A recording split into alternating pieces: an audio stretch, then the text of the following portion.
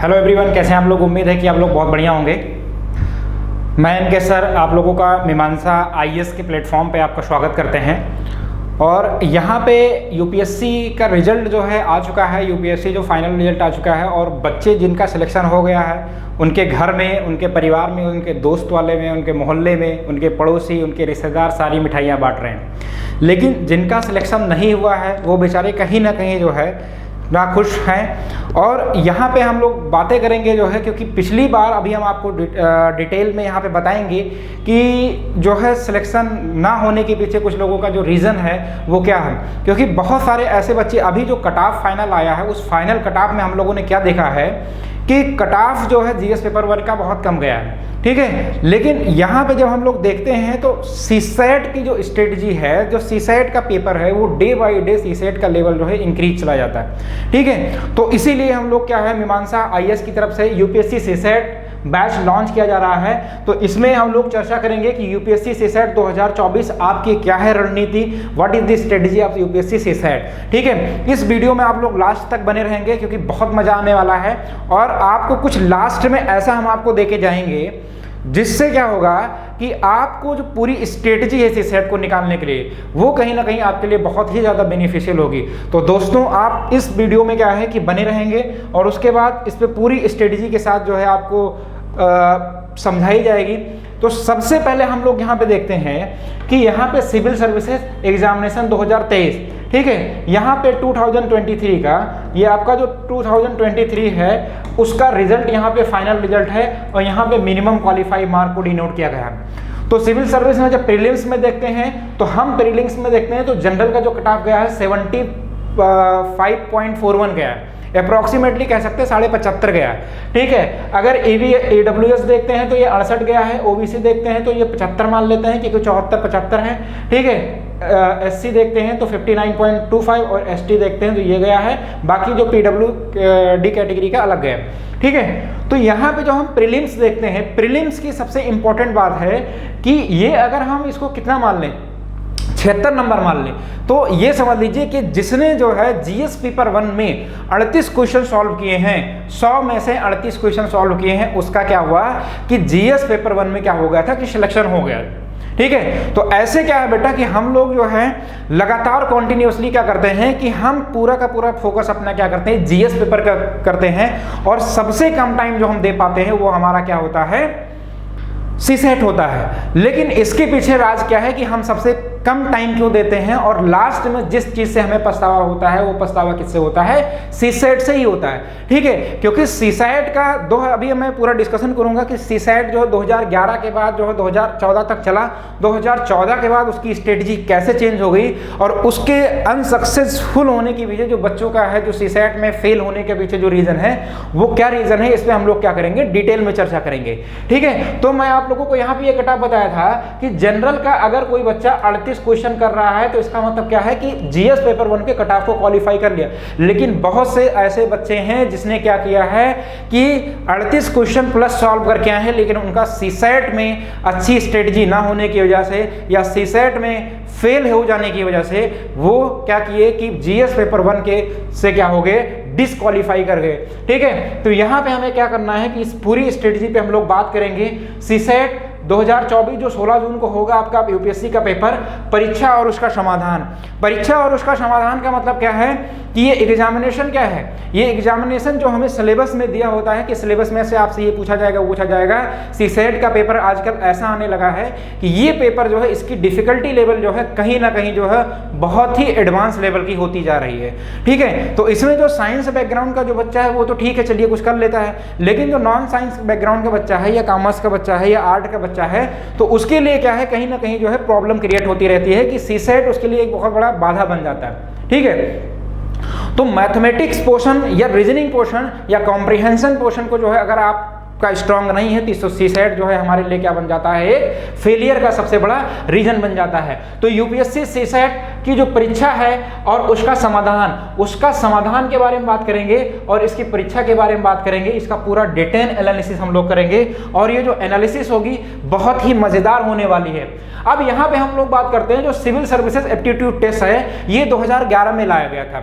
ये 2011 में इंट्रोड्यूस किया गया था किसके द्वारा, यूपीएससी के द्वारा, और ये एक स्कोरिंग नेचर का था उस समय, ठीक है। ये क्या था, एक स्कोरिंग नेचर का था। लेकिन जैसे ही 2014 आया, 2014 में इस पेपर को क्या कर दिया गया, क्वालिफाइंग नेचर का कर दिया गया। जब कोई पेपर क्वालिफाइंग नेचर का कर दिया जाता है तो हमारे दिमाग में आता है बस इसमें पढ़ना क्या है, ये तो हम क्वालिफाई कर लेंगे।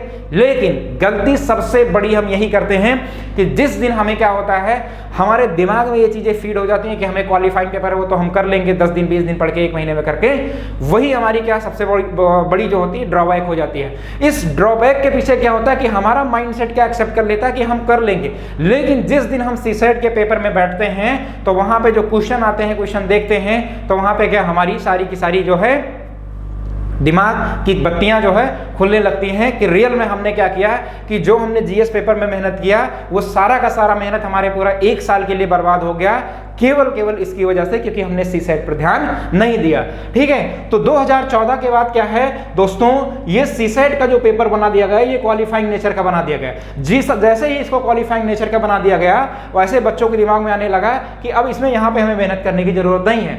अब आज के दिनों में अगर ये देखा जाएगा तो ये जो सीसेट का पेपर है ये एक बहुत बड़ा ही चैलेंज बन गया है।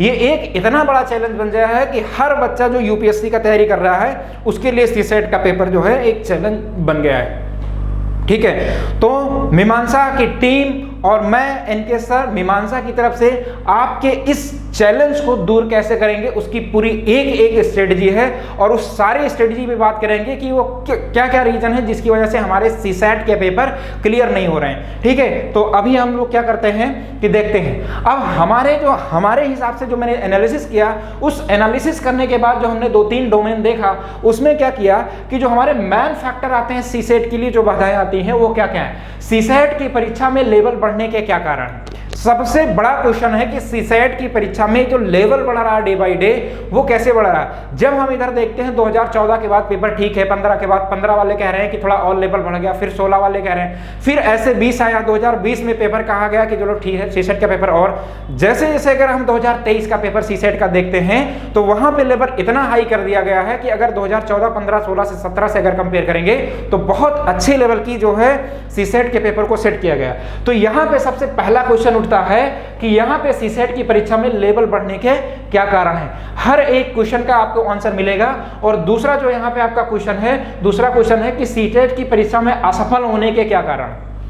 सीसेट की परीक्षा में जो इतने बच्चे अनसक्सेसफुल हो रहे हैं, इसको क्वालिफाई नहीं कर रहे हैं, इसके असफल होने के क्या कारण है। और तीसरा बताएंगे कि ये सीसेट की परीक्षा का समाधान क्या निकाला जाए जिससे आप जीएस पेपर 1 के साथ साथ आप सीसेट के पेपर को भी क्या करें, क्वालिफाई कर लें और अपने सपनों की दुनिया में जो आपके सपने हैं, जो आपके पेरेंट्स के सपने हैं, उस सपने को क्या करें आप पूरा कर पाएं, ठीक है। तो आगे चलते हैं हम लोग। सीसेट की परीक्षा में लेवल बढ़ने के क्या कारण हैं। देखिए बेटा, पहले क्या था कि सीसेट की परीक्षा में जब सीसेट का सिलेबस हम देखते हैं तो सीसेट के सिलेबस में एक बहुत बड़ा पार्ट जो होता है वो कॉम्प्रिहेंशन का आता है, ठीक है। बहुत बड़ा पार्ट क्या आता है, कॉम्प्रिहेंशन का आता है। लेकिन क्या पहले जो कॉम्प्रिहेंशन का प्रोसेस था वो बड़ा सिंपल था।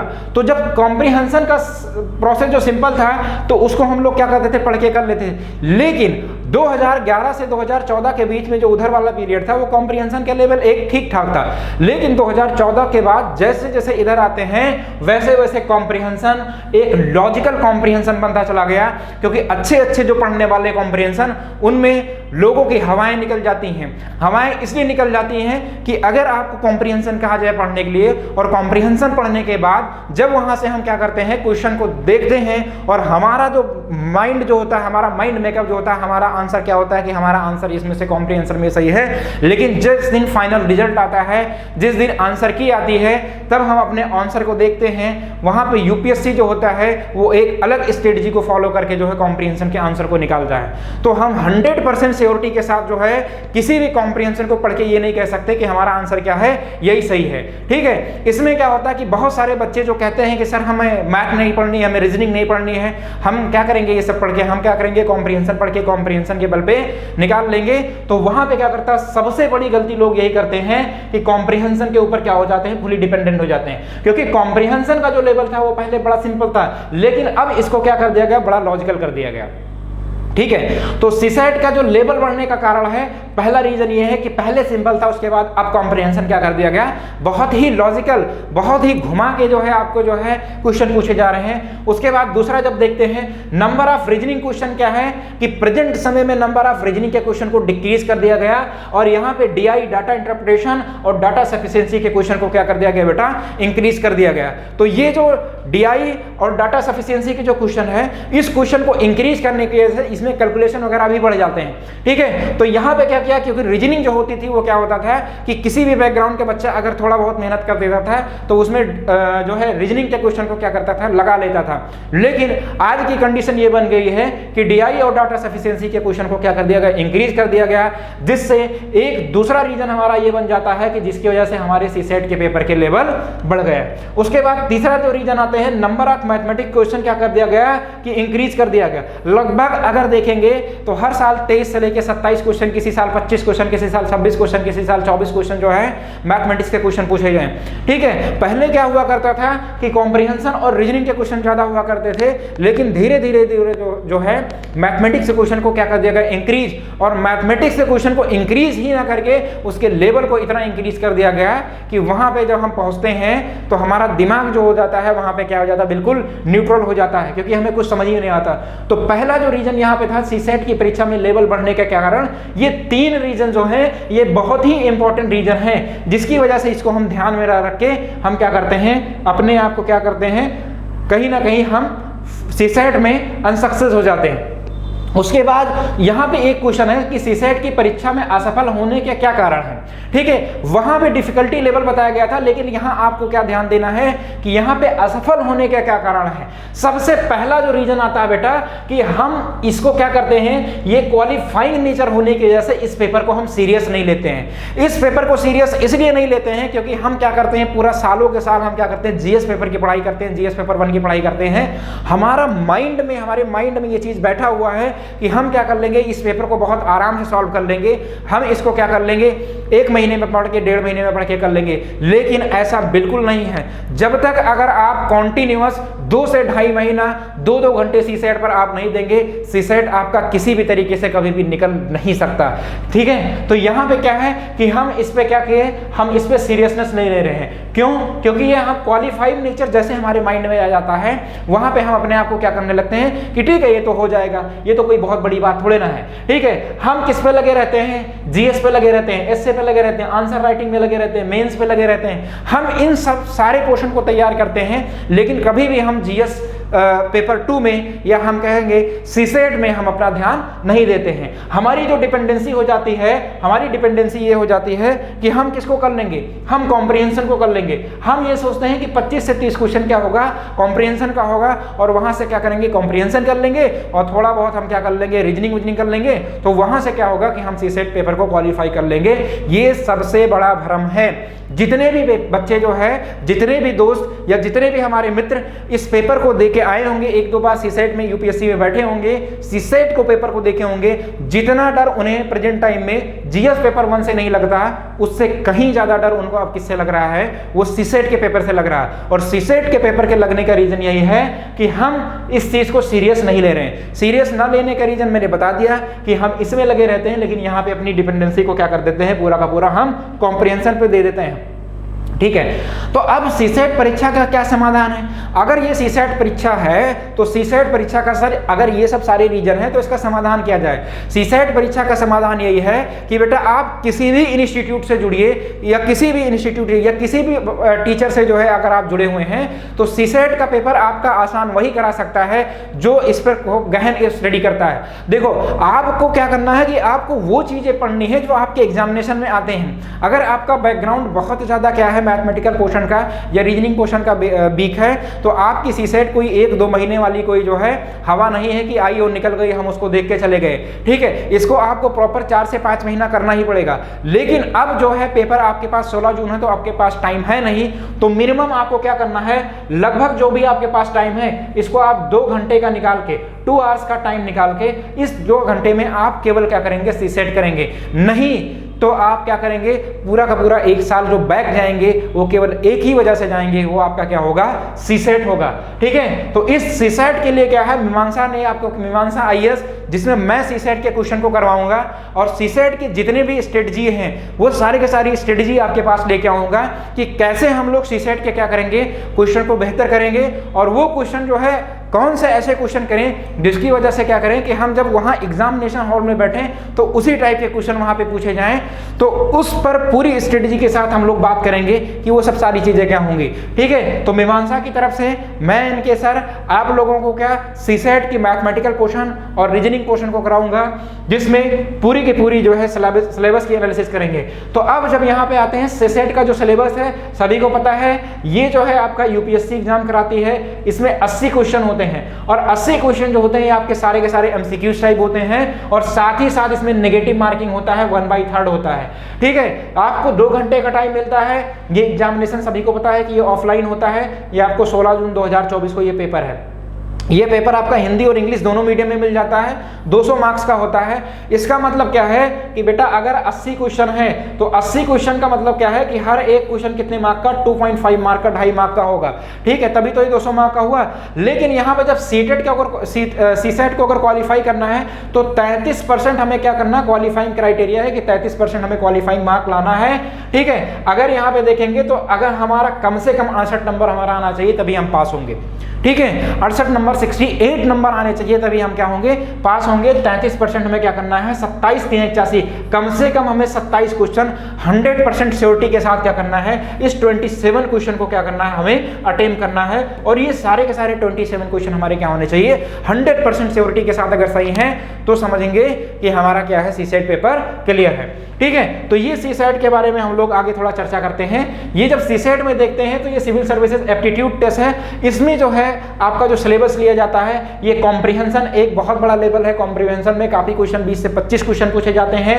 उसके बाद interpersonal skill including communication skill, logical reasoning and analytical ability, decision making, आपका general mental ability, basic numeracy. आपका सिलेबस आपको ऐसे दे दिया गया है, लेकिन क्या जो सिलेबस दिया हुआ क्या वहां से क्वेश्चन पूछे जाते हैं, ठीक है। आप खुद जब पेपर देते हैं तो आपको पता है बेटा, आपको पता है दोस्तों कि ये जो पेपर जो पूछा जाता है, जो यहाँ पे सिलेबस दिया हुआ कि यहाँ से क्वेश्चन पूछे जाते हैं, क्वेश्चन इस तरीके से होते हैं कि अच्छे लोग वहाँ पे बैठे होते हैं, उनकी दिमागें हिल जाती हैं। और यहाँ पे जो क्वेश्चन आपको दिया कि क्लास 10th का लेवल का क्वेश्चन पूछा जाता है, क्लास 10th का लेवल खाली दिया हुआ है, यहाँ क्लास 10th के लेवल का क्वेश्चन नहीं पूछा जाता है।